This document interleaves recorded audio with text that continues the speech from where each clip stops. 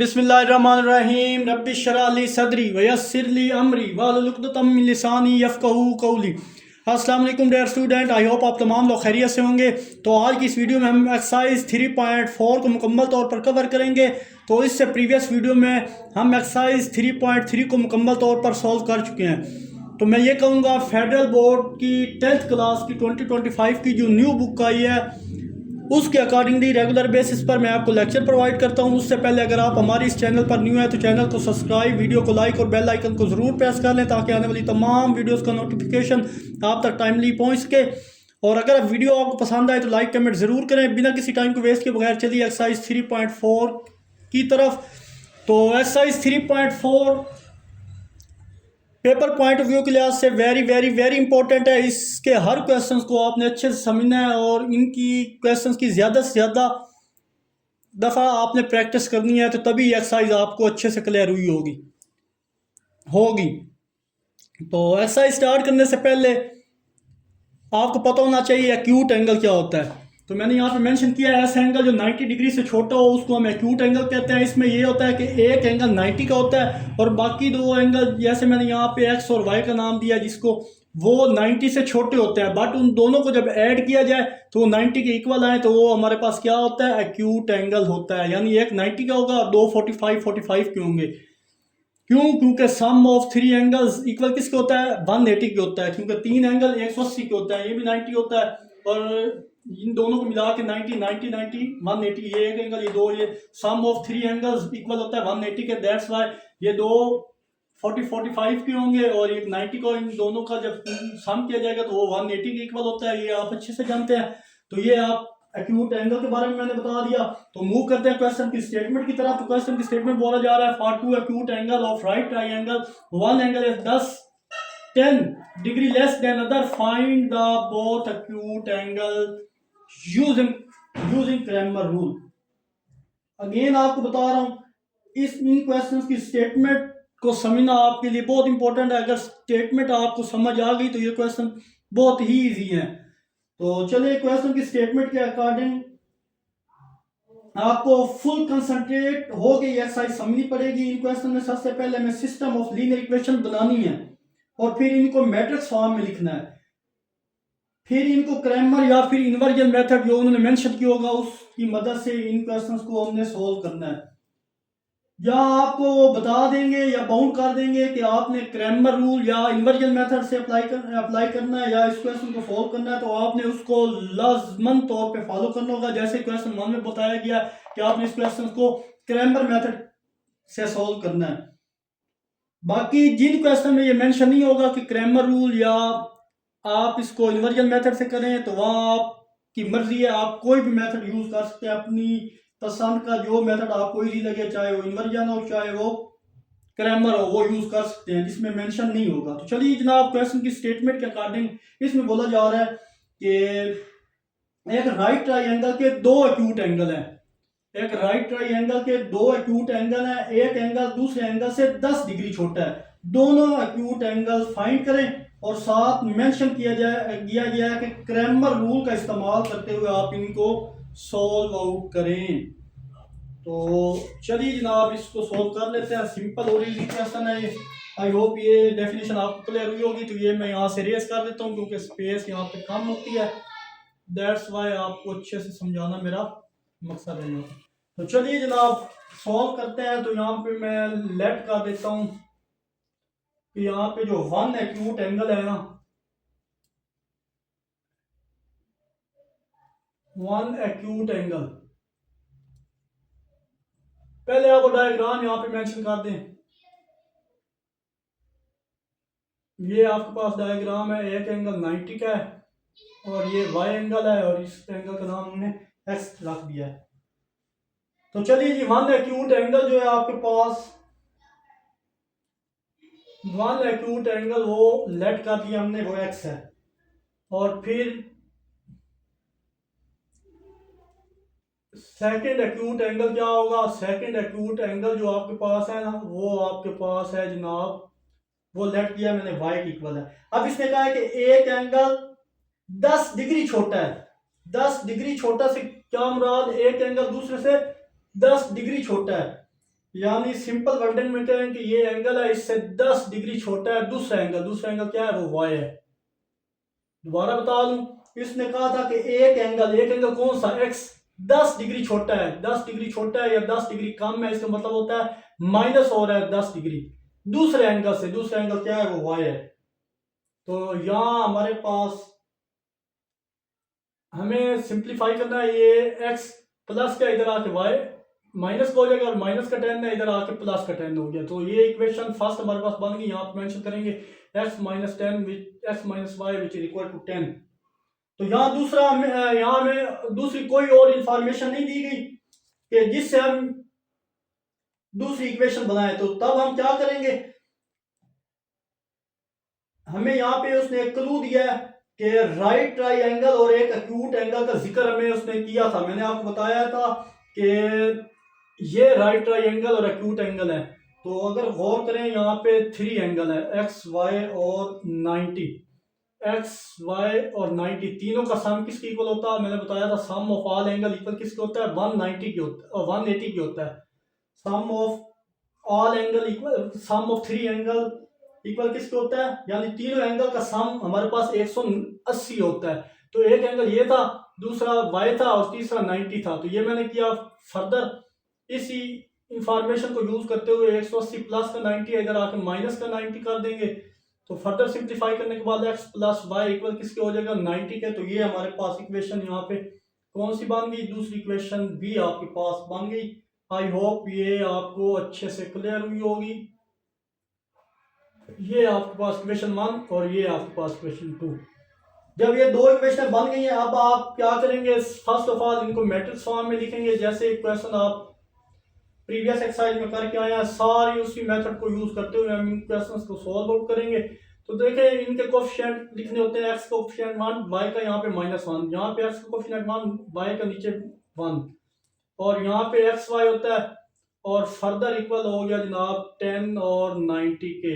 I hope यहाँ तक आपको कोई प्रॉब्लम नहीं होगा। फर्दर हम इसका नाम रख लेते हैं, इसका नाम एक्स और इसका नाम बी रख लेते हैं। अब यहाँ पे उसने मेंशन कर दिया था आपको कि आपने क्रैमर रूल का यूज करते हुए इस क्वेश्चन को सॉल्व आउट करना है। तो क्रैमर रूल में क्या होता है, चलिए जनाब ये हम ए लेते हैं और उसका डिटर्मिनेंट ले लेते हैं। ए क्या था हमारे पास, 1 -1 1 और 1। तो जब ए का डिटर्मिनेंट जनाब लेंगे तो हमारे पास आएगा 1, और 1 को दरमियान में माइनस होता है, और 1 इस -1 से मल्टीप्लाई होगा तो +1 हो जाएगा। तो सीधा करके मैं अगर सिंप्लीफाई करके देखूँ तो 2 के इक्वल आ जाएगा, वो इक्वल नहीं होता 0 के। एक स्टेप चले ऊपर कर लें, यहाँ पे आप 1 माइनस माइनस प्लस का मान हो जाएगा, ये 2। अब ये 2 आ गया लेकिन 0 नहीं आया। जब 2 0 आ जाए तो वहां क्वेश्चन क्या कर देना है, आपने क्लोज कर देना है, आगे एग्जिस्ट ही नहीं करेगा उसके इनवर्स। फर्दर फिर हम क्या करेंगे इस क्वेश्चन में कि हमने ए एक्स का डिटर्मिनेंट फाइंड करना है। तो ए एक्स का जब डिटर्मिनेंट आप फाइंड करेंगे ना जनाब, तो यहां पे आपने एक बात अच्छे से क्लियर कर लेनी है। जब भी आप ए एक्स फाइंड करेंगे ना, तो उसमें आपने जो एक्स वाला कॉलम है ना, फॉर एग्जांपल ये वाला एक्स वाला कॉलम है, ये वाला वाई वाला, तो यहाँ पे जो एक्स वाला है ना, इसको रिमूव करना होता है और इसकी जगह आपने बी कॉलम लिखना होता है। ये बी वाला कॉलम है, यानी यहाँ से एक्स, ये 1 जो रो है ना एक्स वाले, ये सारी रो वाई वाली है। तो आप सपोज करें ये एक्स वाली पूरी जो है ना कॉलम, इसको आपने उड़ा देना है, उसकी जगह आपने बी का वैल्यू लिखनी है, और सेकंड पे ये वाई है, ये वाला सेकंड वाला कॉलम वाई वाला होता है, तो ये वाला साथ लिखना है। तो यहाँ पे मैंने हिंट दे दिया कि आपने एक्स रिमूव करके बी वाला कॉलम लिखना है, और यहाँ पे वाई वाला कॉलम जो है उसकी value be as it is लिखनी है। तो चलिए जनाब, यहाँ पे मैं लिख देता हूँ ए एक्स। तो बी की वैल्यू क्या थी, वो 10 और 90 थी, और y क्या था, y ये वाला कॉलम -1 से 1, ये आपका आ गया y वाला कॉलम। तो ए एक्स किस इक्वल है, 1 को 10 से मल्टीप्लाई करें 10, और माइनस माइनस प्लस 90 को 1 से मल्टीप्लाई करें तो 90 ही होगा। सिंप्लीफाई करने के बाद हमारे पास जो ए एक्स की वैल्यू आ गई वो आ गई 100, और इसको मैंने ये डब्बा पैक बंद कर दिया। फिर हमारा नेक्स्ट टारगेट होता है ए वाई का डिटर्मिनेंट फाइंड करना। तो जिस तरह यहाँ मैंने मेंशन किया है, ए वाई में आपने पता है क्या करना होता है कि एक्स लिखना होता है, यहाँ पे वाई खत्म करना है, उसकी जगह क्या बी आ जाता है, तो ये ए वाई की वैल्यू हो जाती है। तो ए वैल्यू वाई की वैल्यू का डिटर्मिनेंट अगर लें तो एक्स की वैल्यू क्या थी, ये एक्स वाला ये सारी वैल्यू 1 और 1 लिखेंगे, और बी वाला कॉलम हमारे पास 10 और 90 था। फर्दर इसको सिंप्लीफाइड फॉर्म में करें तो 90 माइनस का 10, तो ए वाई की वैल्यू जो है ना जनाब वो आ जाएगी हमारे पास 80। आई होप यहाँ तक भी आपको अच्छे से क्लियर हुआ होगा। ए वाई भी आ गया, ए एक्स भी आ गया। अब हमारा नेक्स्ट टारगेट क्या होता है, एक्स और वाई की वैल्यू को फाइंड करना। तो यहाँ बता दें टू फाइंड एक्स, एक्स की वैल्यू को आप फाइंड करें तो फार्मूला हमारे पास होता है X A X divided by A का डिटर्मिनेंट और ए एक्स का डिटर्मिनेंट। यहाँ एक्स फाइंड हो जाएगा और फर्दर यहाँ पे लिखें टू फाइंड वाई, तो यहाँ आपके पास वाई फाइंड हो जाएगा। वाई इक्वल होता है ए वाई का डिटर्मिनेंट डिवाइडेड बाई ए का डिटर्मिनेंट। तो दोनों 1 बाई 1 हम यहाँ पे फाइंड आउट कर लेते हैं। इनकी वैल्यू यहाँ पे रिप्लेस करो। ए एक्स की वैल्यू आपके पास 100 है और ए अभी आपने डिटर्मिनेंट निकाला था वो 2 है। तो देखें 2 50 पर 100 250 ऑफ 100 होता है, तो एक्स की वैल्यू तो हमारे पास यहाँ आ गई 50। और अगर ये चेक करें वाई की वैल्यू, तो ए वाई की वैल्यू आपके पास आई है 80, डिवाइड 2 करें 240 का 80 होता है, तो वाई की वैल्यू आपके पास आ गई 40।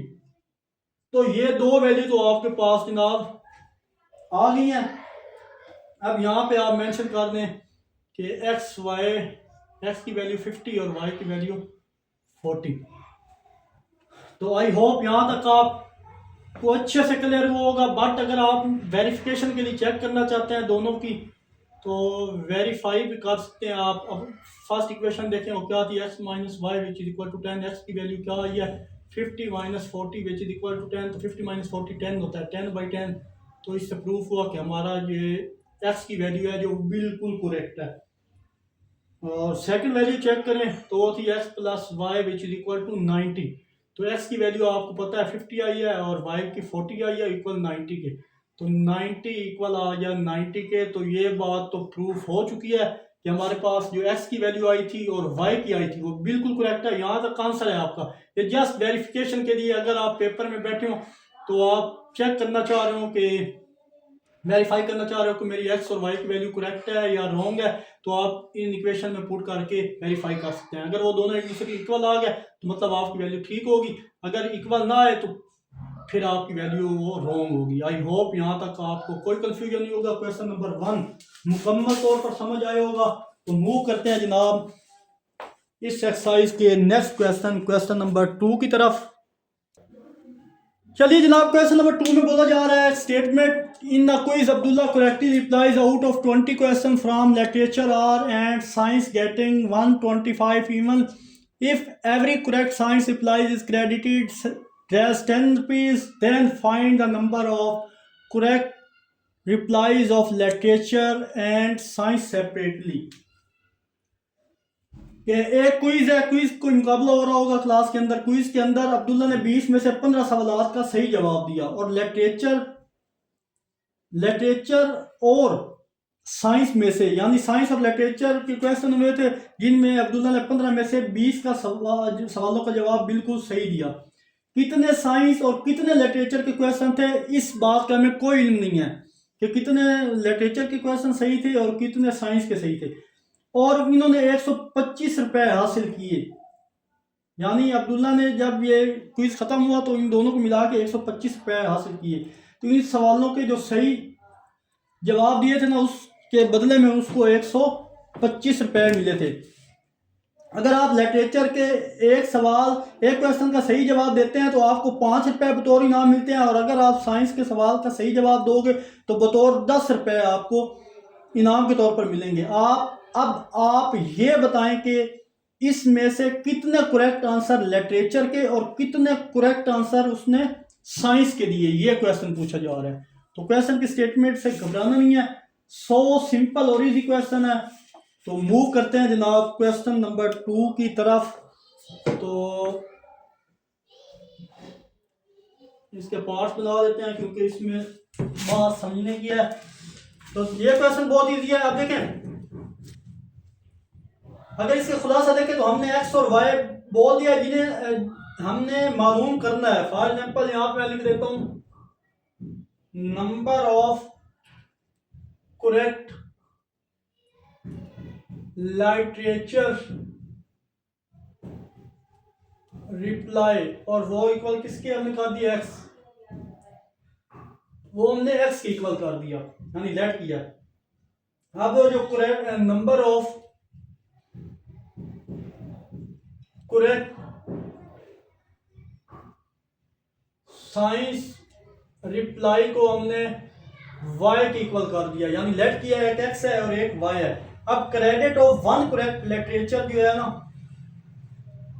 वो कितना, क्रेडिट ऑफ वन लिटरेचर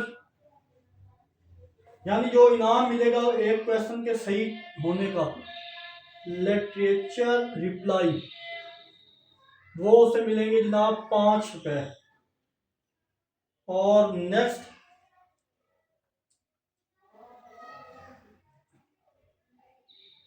₹5 मिलेंगे। फिर credit of correct literature reply,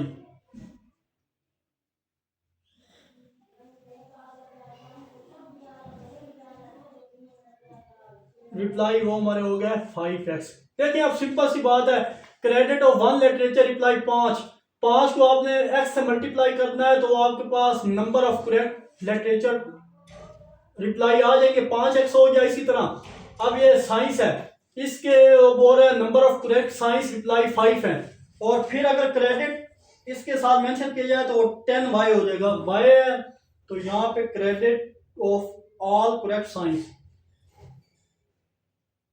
credit of all correct science reply, वो आपके पास 10y हो जाएगा, क्योंकि पहले 10 था, 10 को y से मल्टीप्लाई करें तो आपके पास कितना हो जाएगा, 10y हो जाएगा। दोबारा से मैं आपको बता रहा हूँ ये क्वेश्चन समझने वाला है, इसमें जब तक आपको कंसेप्ट क्लियर नहीं होगा तो ये क्वेश्चन आप कभी सोल्व नहीं कर पा रहे। तो खुलासे के तौर पे मैंने यहाँ पे लिखा है कि x और y, यहाँ पे मैंने इसको x और y लेट कर दिया जिन्हें हमने क्या करना है, फाइंड आउट करना है। फिर हमने फर्ज कर दिया कि लिटरेचर के x सही जवाब दिए, क्योंकि x का हमें नहीं पता कि x की वैल्यू यहाँ पे क्या है, तो मैंने लेट किया है कि x के हमने फर्ज किया कि लिटरेचर के x सही जवाब दिए हैं, और अगर x सही जवाब देता है तो उसे 5 रुपए मिलते हैं, अगर x दुरुस्त जवाब देता है तो उसे 5x मिलेंगे। आई होप यहां तक आपको कोई कंफ्यूजन नहीं होगा। और इसी तरह अगर साइंस का एक दुरुस्त जवाब देता है, इसी तरह दूसरी बात कि अगर साइंस का दुरुस्त जवाब देता है तो 10 रुपए मिलेंगे, और अगर वाई सवालात हैं तो कितने रुपए मिलेंगे, सिंपल वो 10y मिलेंगे। तो इसमें लिटरेचर और साइंस के भी हैं, एक को x और एक को y फर्ज किया, और लिटरेचर को x और साइंस को y से शो किया गया है। तो फिर यहाँ उसने बोला है टोटल रिप्लाई जो उसने दिए थे वो बताने हैं। टोटल रिप्लाई जो उसने दिया है जनाब वो आपके पास है 15 टोटल, यानी दोनों को ऐड करने के बाद, किन दोनों को x और y को ऐड करने के बाद हमारे पास रिप्लाई आएंगे 15। ये हमारे पास इक्वेशन बन गई जनाब 1। फिर टोटल अमाउंट जिसने बता दिया था वो भी आप लिख लें, टोटल अमाउंट वो आपके पास थी 125। अब देखिए दूसरी इक्वेशन इसने बोला था कि टोटल 125 रुपए इसने कमाए, इसमें से कुछ इसने लिटरेचर यानी x और कुछ साइंस यानी y में से कमाए। इसने लिटरेचर के सवालों से 5x और साइंस के सवालों से 10y कमाए, दोनों को मिला के 125 बनता है। तो यहाँ पे 5x plus 10y which is equal to 125, ये आपके पास इक्वेशन यहाँ पे आ गई 2। आई होप यहाँ तक आपको अच्छे से क्लियर हुआ होगा। अगर इस जगह पे किसी भी जगह आपको कोई प्रॉब्लम हो तो कमेंट में ज़रूर पूछिएगा। तो ये हमारे पास इक्वेशनें बन चुकी हैं 2। अब आप इनको मैट्रिक्स फॉर्म में लिखें।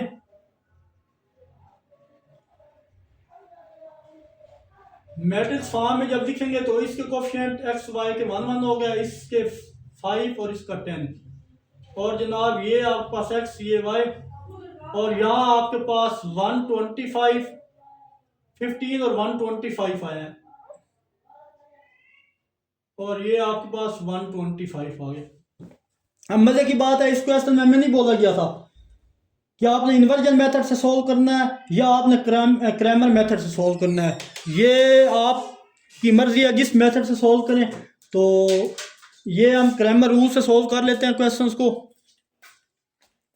दोबारा बता रहा हूँ आपको, यहाँ कोई मेंशन नहीं किया गया था आपने किस मेथड से सॉल्व करना है। तो डिपेंड ऑन यू, जिस मेथड से भी करें, चॉइस ऑन यू, आप कोई मेथड अप्लाई कर सकते हैं। तो अगेन मैं इसको प्रीवियस को क्रैमर से फाइंड आउट किया था, इसको भी हम उसी मेथड से क्या कर देते हैं, फाइंड कर लेते हैं। तो यहाँ पे ए एक्स फाइंड, सबसे पहले ए मालूम किया, ए जो वैल्यू होती है उसका डिटर्मिनेंट मालूम करते हैं। ए क्या था, ये ए की वैल्यू है, उसका डिटर्मिनेंट फाइंड कर लेंगे। तो चलिए जनाब, ए का डिटर्मिनेंट 10 माइनस का 5, तो ए का डिटर्मिनेंट आपके पास आ जाएगा 5 आ गया, 0 तो नहीं आया। ये जनाब आपके पास ए का डिटर्मिनेंट। फिर नेक्स्ट टारगेट होता है ए एक्स फाइंड करना। तो मैंने बताया था जब भी आप ए एक्स फाइंड करोगे ना, तो उसमें एक्स वाला जो कॉलम होता है ना, उसको खत्म करके बी वाला मेंशन करते हैं, और नेक्स्ट जो वाई वाला है वो इंक्लूड होता है। तो उसी के अकॉर्डिंग हम ए एक्स की वैल्यू फाइंड आउट करने जा रहे हैं। तो ए एक्स वाला खत्म हुआ, उसकी जगह 15 और 120 यानी बी वाला, ये बी वाला कॉलम यही है, और वाई वाला आपके पास 1 और 10 था, ये आ गया। अब नेक्स्ट ए एक्स फर्दर सिंप्लीफाई करो, 10 को उनसे मल्टीप्लाई करो, 15 मल्टीप्लाई 10 करें तो 150 होता है जनाब। और फर्दर 125 माइनस का, और 125 को मान से मल्टीप्लाई करें 125। तो यहाँ ए एक्स की वैल्यू जो आ गई है हमारे पास, वो आ गया 25। ये एक वैल्यू तो हमने कर दिया फाइंड। अगला टारगेट हमारा है ए वाई फाइंड करना। तो आपको पता है ए वाई में क्या चीज़ें होती हैं और क्या चीज़ें, एक्स होता है और साथ वाई मिस होता है, उसकी जगह बी का कॉलम होता है। ये ए वाई है, तो इधर आप कर देते हैं जी, ए वाई आपके पास हो जाएगा एक्स वाला कॉलम 15, बी वाला कॉलम 15 और 125। तो इसका भी आप डिटर्मिनेंट ले लें, 125 को 1 से करें और 75 5 75 से मल्टीप्लाई करें, 5 को 15 से मल्टीप्लाई करें, तो वो जनाब आपके पास 75 आता है। और अगर इन दोनों को सब्ट्रैक्ट करें, हमारे पास ए वाई की जो वैल्यू आएगी वो आ जाएगी 50। तो ए एक्स भी आ गया, ए वाई भी आ गया और ए भी आ गया। तीन चीज़ें जब हमारे पास हों, हम फार्मूला यूज करके एक्स और वाई की वैल्यू फाइंड आउट कर सकते हैं। एक्स फाइंड करो जनाब, एक्स फाइंड करने के लिए हमें एक्स का फार्मूला होता है ए एक्स का डिटर्मिनेंट और ए का डिटर्मिनेंट। तो ए एक्स क्या था आपको पता है, ए एक्स 25 था और ए 5 था, 5 से मल्टीप्लाई 5 था, 25 होता है। तो एक्स की वैल्यू आपके पास 5 आ गई, ये एक आंसर आ गया। अब नेक्स्ट टारगेट होता है टू फाइंड वाई, वाई मालूम करना। तो एक्स विच इज, सॉरी यहाँ पे वाई होगा, y which is equal to A y और ए का डिटर्मिनेंट। तो वाई की वैल्यू ए वाई किसके इक्वल था, ये 50 के, डिवाइड 5 से मल्टीप्लाई कर रहे हैं, डिवाइड 5 क्यों, क्योंकि ए का डिटर्मिनेंट 5 होता है, 5 10 या 50 होता है। तो वाई की वैल्यू भी हमारे पास क्या आ गई 10। एक्स की वैल्यू और वाई की दोनों वैल्यू हमारे पास एक्स और वाई दोनों आ चुके हैं। अब ये हमारा करेक्ट आंसर है। आई होप ये क्वेश्चन भी आपको अच्छे से क्लियर हुआ होगा।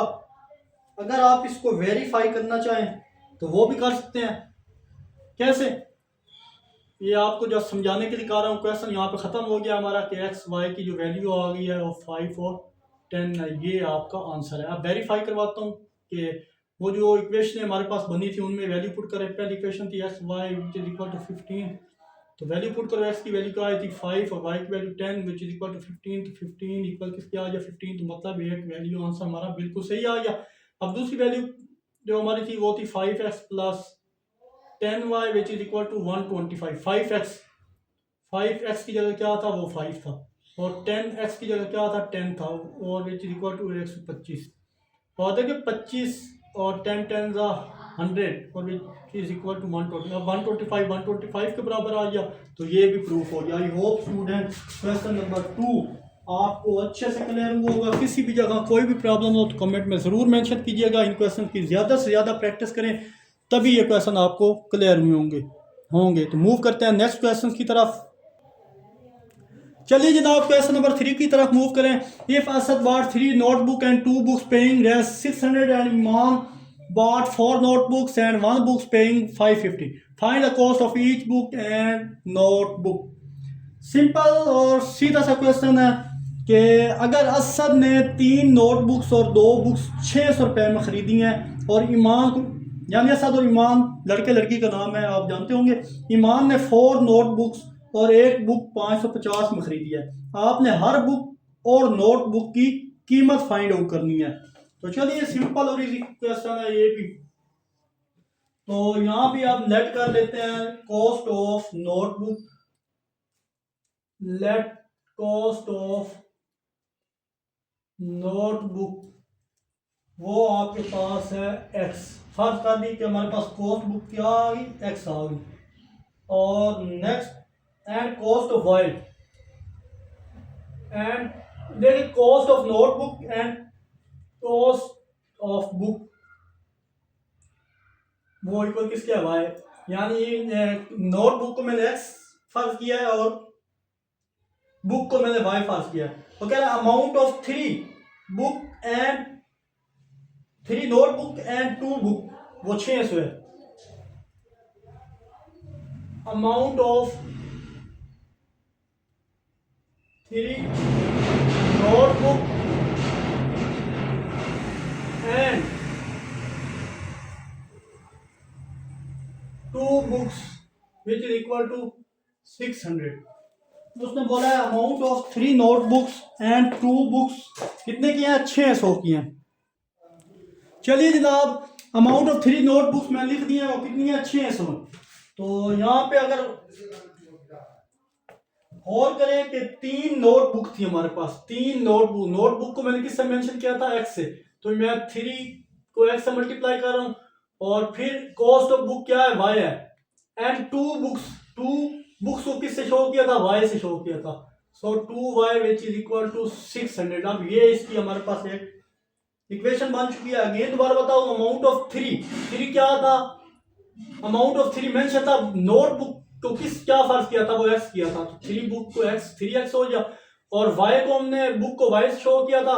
एंड 2 बुक को वाई से शो किया था 2y और इक्वल 600। यानी इन दोनों को मिला के ना, 3 नोटबुक और 2 बुक्स को, तो वो 600 रुपये बने थे। मतलब इन दोनों को ऐड किया और वो कल किसके आ गया, 600। ये हमारे पास इक्वेशन 1 होगी।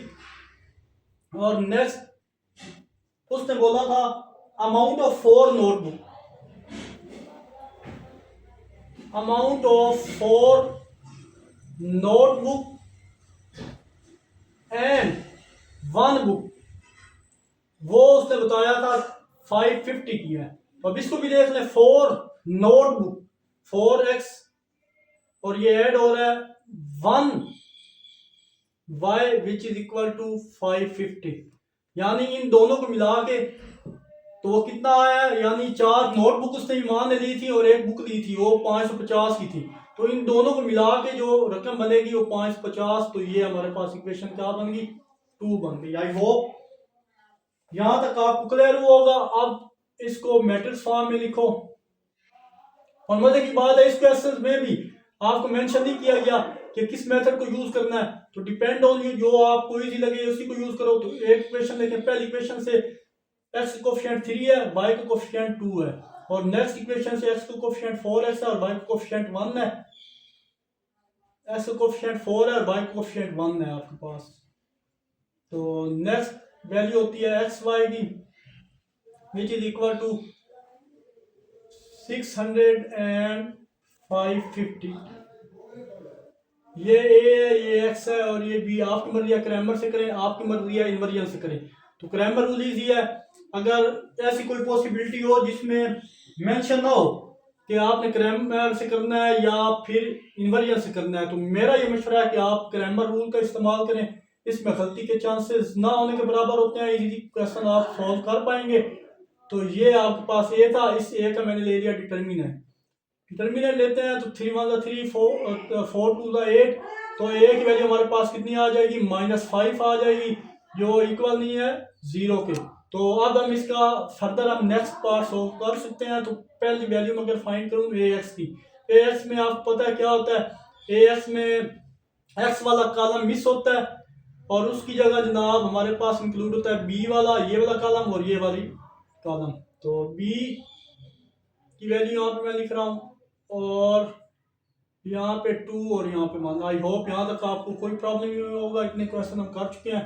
फर्दर यहाँ पे आप देखें इनको आपस में सिंप्लीफिकेशन, तो 600 आ जाएगा।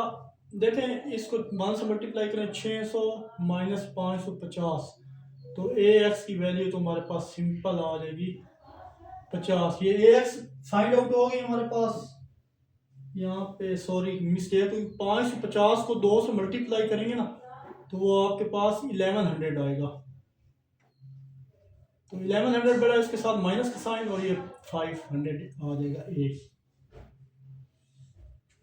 डेट यहाँ पे मैं मेंशन करता हूँ 500, यानी 1100 में से 600 निकलेंगे तो माइनस का 500 बचेगा, ये की वैल्यू आ गई। अब इसी तरह ए वाई फाइंड करो। ए वाई में क्या करना होता है, एक्स वाला कॉलम मेंशन होता है और वाई वाला मिस करते हैं। एक्स वाली वैल्यू देखें तो ये आपके पास 3 4 और वाई वाला कॉलम वो मिस होता है, उसकी जगह 600 और 550 आएगा। तो ए की वाई की वैल्यू आप इसका डिटर्मिनेंट लेके 550 को 3 दफ़ा मल्टीप्लाई करें तो आई थिंक 1650 बनेगा और 4 को 6 से मल्टीप्लाई करें तो 2400 बनता है। तो ए वाई की वैल्यू 1650 माइनस 2400 तो माइनस का 750। ये जनाब ए वाई भी आ गया, ए एक्स भी आ गया, ए पहले से मौजूद है हमारे पास, 3 वैल्यू आ गई हैं। तो अब जो वैल्यू फाइंड करना चाहो वो कर सकते हैं आप। फाइंड एक्स, एक्स फाइंड करने के लिए हमें फार्मूला आना चाहिए, ए एक्स का डिटर्मिनेंट और ए का डिटर्मिनेंट।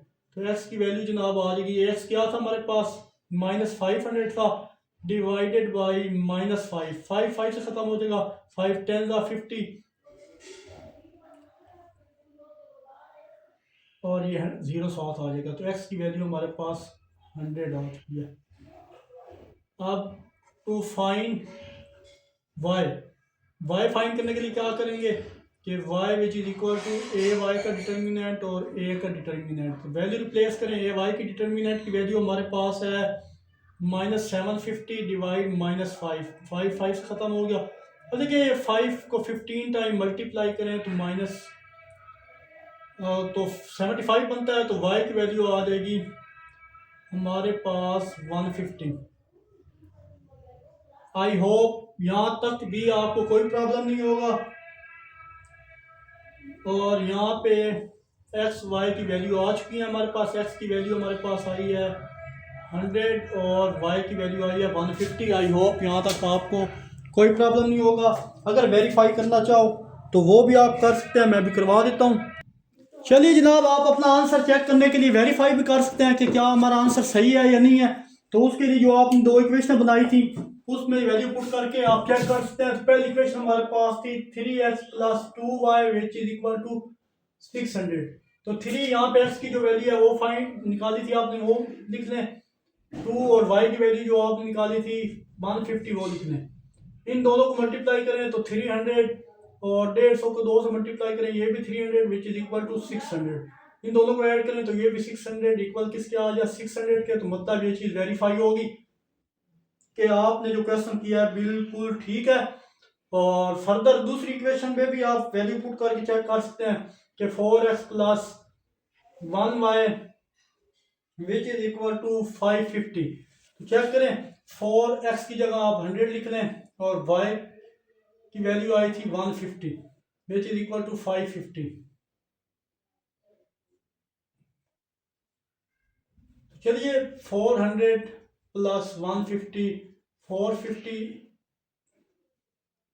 तो ये भी हो जाएगा 550 इक्वल हो जाएगा 550 के। तो ये भी वेरीफाई हो गया। आई होप ये क्वेश्चन भी आपको अच्छे से क्लियर हुआ होगा।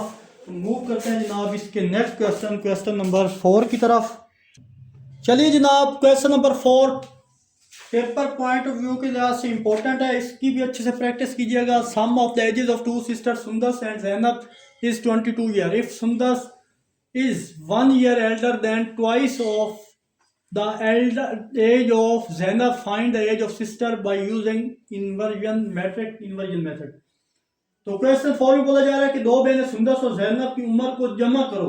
सुंदस और जैनब की उम्र को जमा करो, मतलब सुंदस और जैनब दोनों की एज को जमा करो, वो इक्वल आना चाहिए। 22 साल बनते हैं। अगर सुंदस की उम्र जैनब की उम्र के दो गुना से एक ज्यादा है, 2 गुना से भी एक ज्यादा है, तो फिर इन्वर्जन मेथड को यूज करते हुए दोनों बहनों की उम्र फाइंड आउट करें।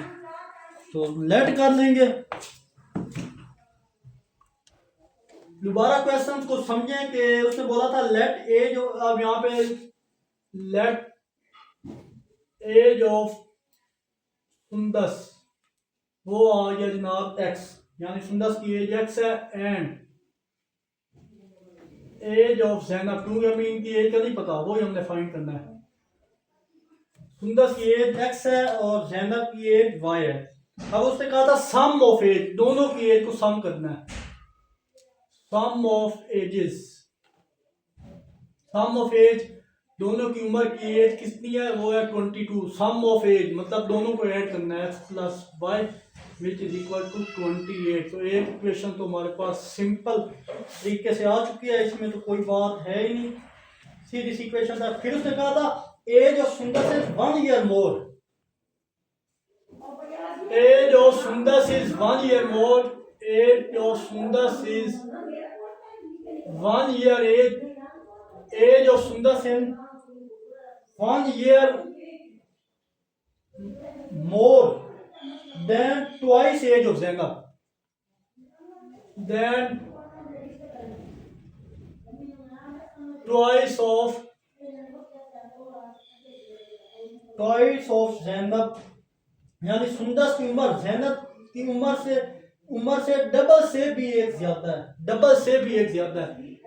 तो सुंदस की उम्र क्या थी, कोई एक्स हमने सपोज किया, सुंदस की उम्र जैनब की डबल, यानी जैनब की उम्र वाई थी, उसकी डबल, डबल से मतलब 2 को वाई से मल्टीप्लाई करना है, उससे भी एक ज्यादा है, तो मतलब उसमें एक ऐड हो जाएगा। और फर्दर सिंप्लीफाई करो, हमने इक्वेशन बनानी है, तो x प्लस का ये प्लस का 2y इधर आके माइनस का 2y हो गया और ये इक्वल है एज इट इज 1 रहा। तो ये जनाब हमारे पास इक्वेशन 2 भी आ चुकी, इक्वेशन 1 भी आ चुकी। दोबारा अगेन बताता हूँ, ये पॉइंट समझने वाला है। Age of Sundas is 1 year more than twice of Zainab, यानी सुंदस की एज वो क्या है, x जिसे हमने फर्ज किया था, वो 2 गुना ज्यादा है, 2 गुना से भी एक ज्यादा है, 2 गुना, यानी 2 को y से मल्टीप्लाई करें, 2 गुना क्या, जैनब से 2 साल से भी एक बड़ी है, तो 1 उसमें फिर ऐड कर देंगे। तो फर्दर सिंप्लीफाई करने के बाद हमारे पास दूसरी इक्वेशन भी आ गई। अब यहाँ पे उसने स्पेसिफाई कर दिया है, आपको बाउंड कर दिया गया है कि आपने इन्वर्जन मेथड को यूज करना है और इसी से ही क्वेश्चन को सॉल्व आउट करना है। यहाँ पे आप क्रैमर रूल नहीं यूज कर सकते। तो चलिए इन मैट्रिक्स फॉर्म,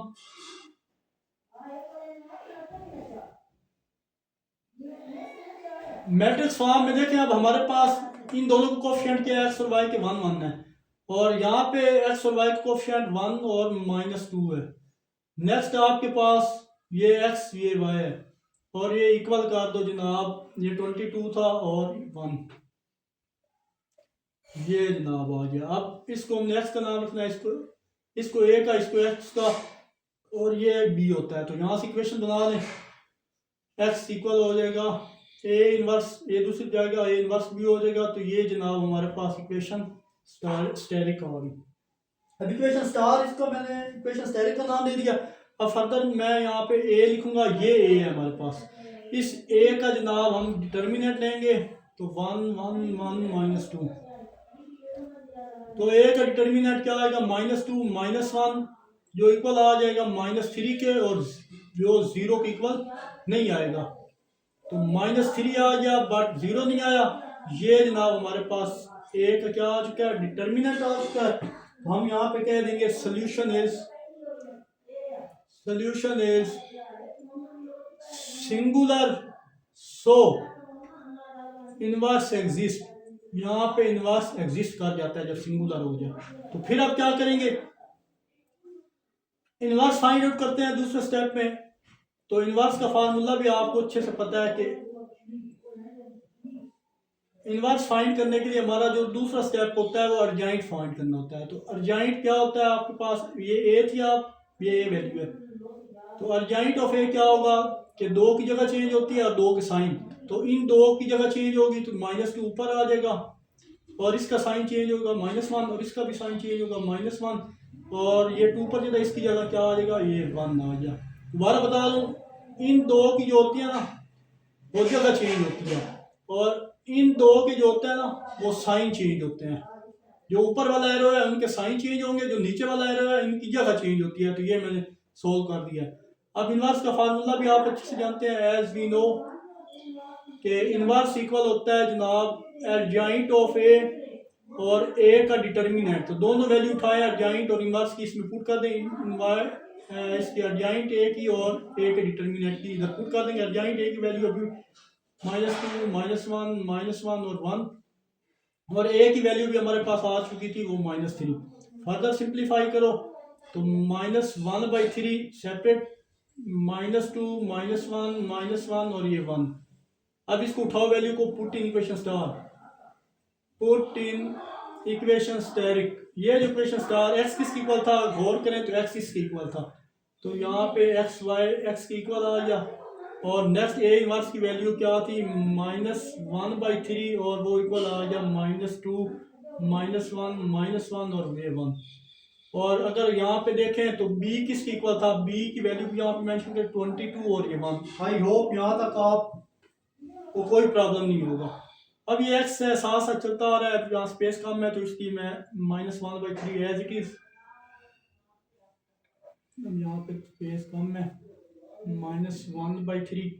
तो चलिए ये सारी रो है, इस सारे कारण से मल्टीप्लाई होगी तो 22 को मल्टीप्लाई करें 2 से तो -44 आएगा। दरमियान में प्लस होता है तो ये माइनस है, -1 को 1 से मल्टीप्लाई करें तो -1 ही होगा। देखें 22 को इससे मल्टीप्लाई किया, फिर ये वाला 1 है इसको 1 से मल्टीप्लाई किया तो -1 आएगा। यहाँ पे कंफ्यूजन ना होइएगा, कंफ्यूज। अब फिर क्या करेंगे, फिर -1 को 22 से मल्टीप्लाई करेंगे, -21 को 1 से मल्टीप्लाई करेंगे, दरमियान में प्लस होता है और ये 1 आ जाएगा। आई होप यहाँ तक कोई प्रॉब्लम नहीं होगा आपको। सिंपल और इजी स्टेप थे, -1/3 as it is. Further simplify करो, -45 और -21। अब ये फर्दर डिवाइड होंगे -1/3 से, तो डिवाइड इधर भी कर दें इनको तो हमारे पास आ जाएगा -45 डिवाइड -3 और यहाँ आ जाएगा -21 डिवाइड -3। तो माइनस माइनस माइनस माइनस खत्म, 3 15 जा 45 और 3 7 जा, और यहाँ पे हमारे पास जो वैल्यू आ रही थी वो थी एक्स और वाई की। ये आज हमारे पास। अब फर्दर यहाँ पे क्या करेंगे कि स्पेस कम है, आई होप यहाँ तक आपको क्लियर हुआ होगा। अब ये साइड में थोड़ा रेस करता हूँ और यहाँ पे आके नेक्स्ट हिस्सा सॉल्व कर देता हूँ। अब ये तो क्वेश्चन सॉल्व हो चुका है। एक्स की वैल्यू हमारे पास 15 आई और वाई की वैल्यू हमारे पास आ चुकी है जनाब 7। ये जनाब इसका करेक्ट आंसर है, x y which is equal to 15 और ये 7। ये जनाब इसका फाइनल आंसर आ चुका है। तो यहाँ आप लिख लें सुंदस की एज उस टाइम 15 साल थी और जो जैनब है उसकी एज कितनी है, वो थी 7 ईयर। वेरीफाई भी कर सकते हैं। पहली इक्वेशन क्या थी, x + y which is equal to 22। यहाँ से क्वेश्चन तो सोल्व हो चुका है। वेरीफाई करवाने के लिए आप चेक कर सकते हैं। तो 15 में 7 ऐड करें तो 22 ही बनता है। 22 विच इज इक्वल टू 22, तो मतलब हमारा आंसर करेक्ट है बिल्कुल।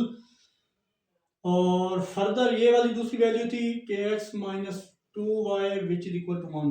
तो x क्या था, वो 15 था, -2y क्या था, वो था जनाब 7 विच इज इक्वल टू 1।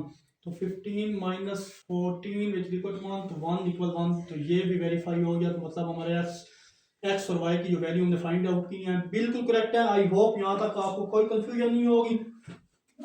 तो अच्छा तक क्लियर होगा। इन क्वेश्चंस की ज़्यादा से ज़्यादा प्रैक्टिस कीजिए मिलते हैं इंशाल्लाह नेक्स्ट वीडियो में। इस एक्सरसाइज के बाकी के तमाम क्वेश्चन नेक्स्ट वीडियो में सॉल्व करूँगा। और तो इंशाल्लाह मिलते हैं नेक्स्ट वीडियो में। अपना बहुत सारा ख्याल रखिएगा, तब तक के लिए अल्लाह हाफिज़।